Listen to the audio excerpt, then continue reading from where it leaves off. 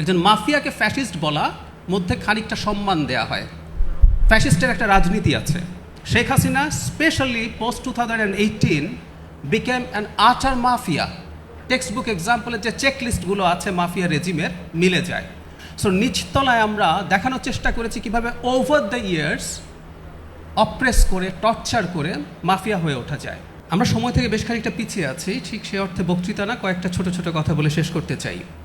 আর শুরুতে আমি এই জাদুঘর তৈরির পেছনে যারা নিরলসভাবে কাজ করেছেন, মানে আমি গতকাল গভীর রাতেও ফোন করেছি এর কর্মীদেরকে এবং জাদুঘরের ভারপ্রাপ্ত ডিজি তানজিমকে, এবং এখানে আমি মুস্তফা সরোয়ার ফারুকিকে দেখতে পাচ্ছি।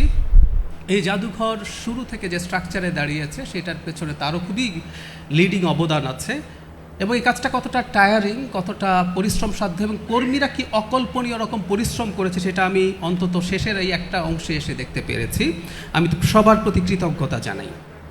খুব নিখুঁত জাদুঘর হয়ে গেছে সেটা বলছি না, এটা একটা ইভলভিং প্রজেক্ট। আমরা দেখতে থাকবো, নতুন নতুন ভাবনা আসবে, কারণ আমি দেখেছি আমি যখন প্রতিবার গেছি নতুন কোনো একটা চিন্তা মাথায় হয়তো এসছে, এবং আমরা চেষ্টা করব যারা এটা দেখবেন প্রত্যেকে এটার ফিডব্যাকও দিতে থাকবেন, যাতে আমরা এই জাদুঘরটাকে আমাদের স্বপ্নের মতো করে সাজিয়ে তুলতে পারি।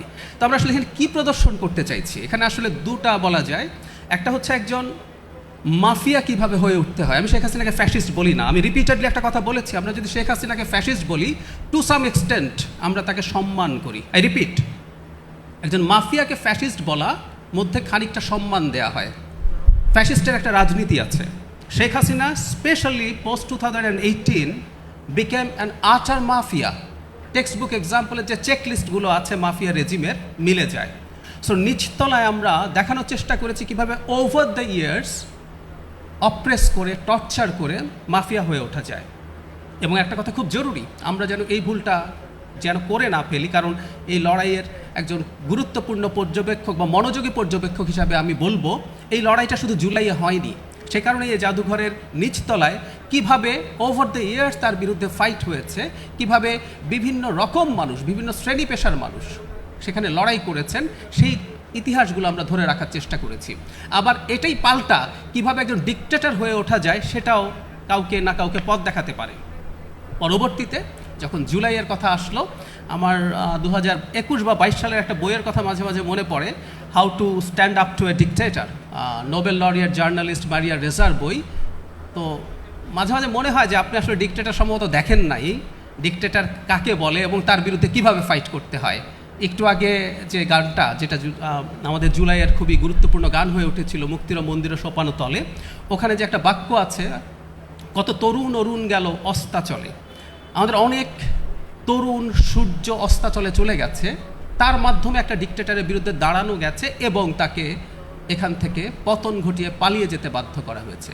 সো অনেক ইতিহাস আছে এর পেছনে। আমি আশা করি এই জাদুঘর শুধু বাংলাদেশের জন্য না, পৃথিবীর জন্য, আবারও বলছি, একজন কিভাবে ডিকটেটর হয়ে ওঠে, একজন মানুষ কিভাবে মাফিয়া হয়ে ওঠে, একজন সাইকোপ্যাথ, আমি আবারও বলছি, একজন সাইকোপ্যাথ কীভাবে মানুষকে টর্চার করতে পারেন, লিখে রাখতে পারেন, সেগুলো দারুণ সব নজির এখানে আছে, নজির পাওয়া গেছে।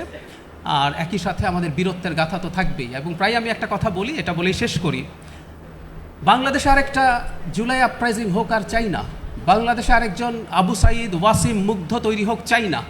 বাংলাদেশ একটা গণতান্ত্রিক বাংলাদেশ হিসাবে গড়ে উঠতে হবে, আমরা এটা এক্সপেক্ট করি। এবং সেখানে নির্বাচনের মাধ্যমে গণতান্ত্রিক পদ্ধতিতে সরকার পরিবর্তন হবে।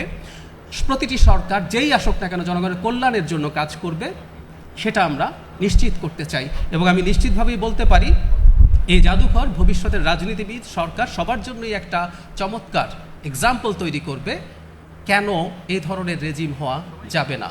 আবারও বলছি, আমাদের শেষ শহীদ হয়েছে কোনো গণতান্ত্রিক আন্দোলনে, এটা যেন হয় ভবিষ্যতের বাংলাদেশে। শেষ গণ অভ্যুত্থান যেন এটাই হয় বাংলাদেশের ইতিহাসে। ধন্যবাদ।